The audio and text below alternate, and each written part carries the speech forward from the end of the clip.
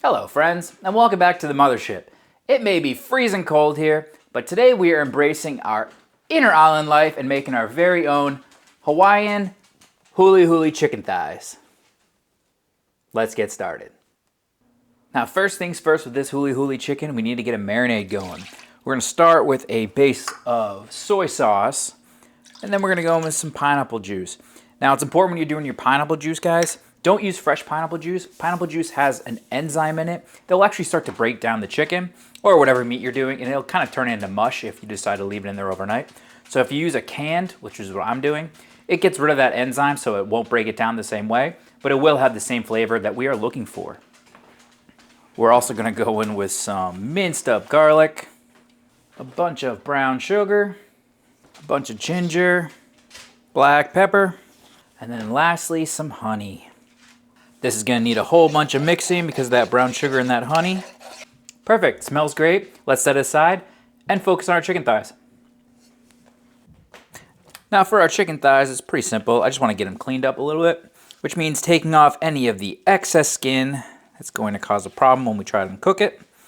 But I'm going to keep it on for the most part and remove anything funky.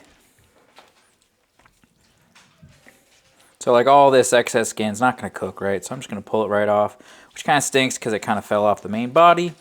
But oh well, it'll be fine. Take this edge off right now. Perfect. Take some of this off. These don't have a lot of fat on them, but if there was a bunch of fat, I'd probably pull that off too. Maybe a little bit on the side here. Yeah, perfect. And these are some beefy chicken thighs today. Whew. Wild Pork sent me some athletes. Now at this point, you need to make a decision if you want to take the bone out or leave it in. I am going to leave them in, which is kind of a game day decision because I actually was just thinking before that I was going to take them out. But you know what? I think I want to take them out. I want to leave them in, and I want to cook them just like your normal chicken thighs on the grill and just keep basting them. But I want to leave the bone in because I think that's going to allow some more moisture to stay in there. So now that we have our chicken thighs nice and cleaned up a bit, you know what, I'm just going to take out the rest of this because it's annoying me. All we need to do now is take a Ziploc.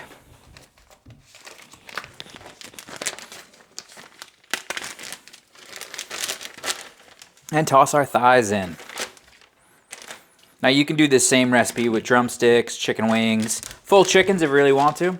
But now that I have all of our chicken in a bag, I'm just going to take our marinade and toss it in.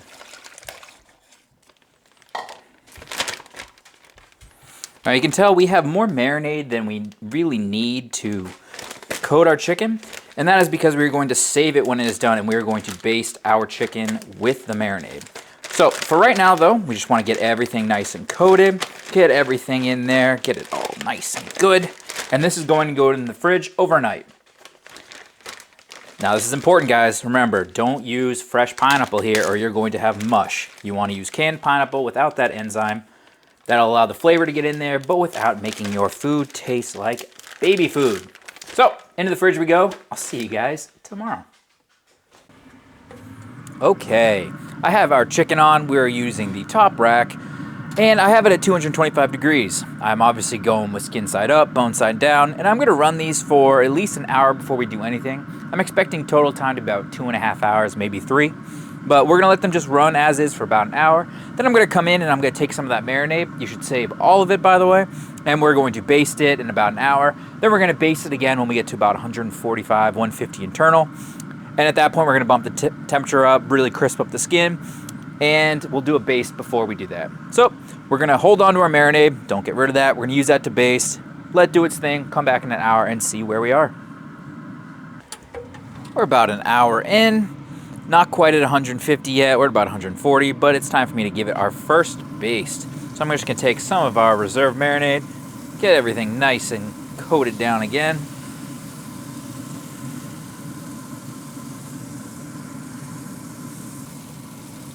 Then we'll come back when our temperature hits that about 150 mark.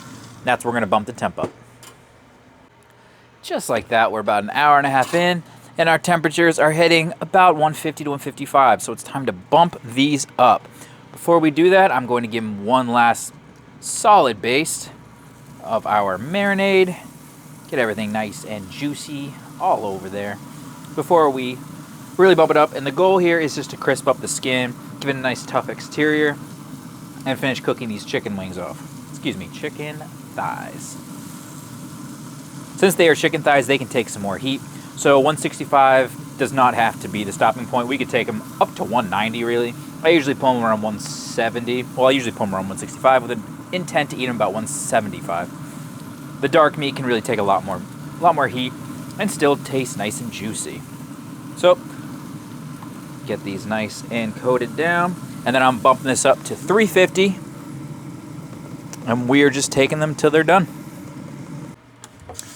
Chicken is probing about 170 degrees, probably somewhere a little bit higher, a little bit lower, but these are ready to be pulled, guys. So I'm gonna take them off. I'm gonna put them in some tin foil and let them rest for a bit. You can eat them, you know, after a 10-minute rest, or you can have them sitting in a nice warm toaster oven or cooler until they're ready to go. I'm probably gonna put them in the toaster for maybe half an hour before we're ready to eat. Now this last step is optional, but I have some pineapple slices that I am just going to toast up here. And these are gonna be more of a garnish and just to eat if you're inclined to with your chicken. So I'm just gonna toss these on for a couple minutes, give them some color. But our chicken is done. Now, ever since I started making this marinade yesterday, I gotta tell you guys, the smell is absolutely intoxicating. I love pineapple, I love soy sauce. When it comes together in a Polynesian style, it's absolutely incredible smell. And I am assuming these chicken thighs are gonna taste just as good as they smell. As you can tell, I roasted up some pineapple. I'm gonna plate this with some white rice, and then I garnished it a little bit with some green onion. But most importantly, I'm excited to try this and see how it is. So without further ado, let's give it the old-fashioned chomp. Make sure I get some pineapple in here, a little bit of skin, a little bit of chicken. Show you what we're working with. Nice, beautiful looking chicken. Perfectly done.